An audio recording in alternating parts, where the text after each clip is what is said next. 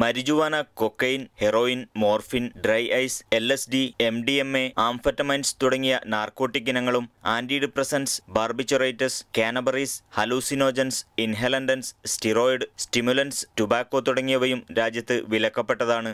പ്രവാസികളെ ഉപയോഗിച്ച് മയക്കുമരുന്നുകളും നിരോധിത മരുന്നുകളും കുവൈത്തിലേക്ക് കടത്തുന്ന വൻ സംഘങ്ങൾ തന്നെ പ്രവർത്തിക്കുന്നുണ്ട്. അതിനാൽ നാട്ടിൽ നിന്ന് സ്വന്തമല്ലാത്ത ഒരുവിധത്തിലുള്ള പാക്കറ്റുകളും കൊണ്ടുവരാതിരിക്കാൻ പൗരന്മാർ ശ്രദ്ധിക്കണം. സമീപകാലത്തായി മയക്കുമരുന്നുമായി ബന്ധപ്പെട്ട കേസുകളിൽ ഇന്ത്യക്കാർ കൂടുതലായി പിടിക്കപ്പെടുന്നത് ശ്രദ്ധയിൽപ്പെട്ടതിനാലാണ് മുന്നറിയിപ്പെന്നും എംബസി അറിയിച്ചു. ഇന്ത്യയിൽ ലഭിക്കുന്ന ചില മരുന്നുകൾ കുവൈത്തിൽ പ്രിസ്ക്രൈബ്ഡ് മരുന്നുകളായതിനാൽ കൃത്യമായ രേഖകളില്ലാതെ കൊണ്ടുവന്നാൽ ഇവിടെ പിടിക്കപ്പെടാം. അതിനാൽ മരുന്നുകൾ കൊണ്ടുവരുമ്പോൾ ഡോക്ടറുടെ കുറിപ്പടിയും മരുന്ന് വാങ്ങിയതിന്റെ ബില്ലും നിർബന്ധമായും കൂടെ കരുതണമെന്നും എംബസി ഓർമ്മിപ്പിച്ചു.